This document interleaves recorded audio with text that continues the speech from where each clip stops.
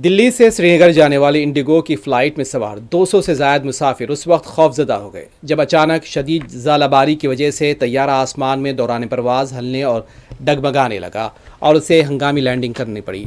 श्रीनगर में अचानक शदीद ज़ालाबारी की वजह से तैयारे का सामने वाला हिस्सा नोज़ टूट गया था। इंडिगो की फ़्लाइट के अंदर से वायरल होने वाली वीडियोस में तूफ़ान में फंसने के बाद तैयारे को बुरी तरह हिलते हुए और मुसाफिरों और बच्चों को चीखते चिल्लाते रोते देखा जा सकता है। इस दौरान कुछ लोगों को खुदा को याद करते दुआ करते भी सुना जा सकता है।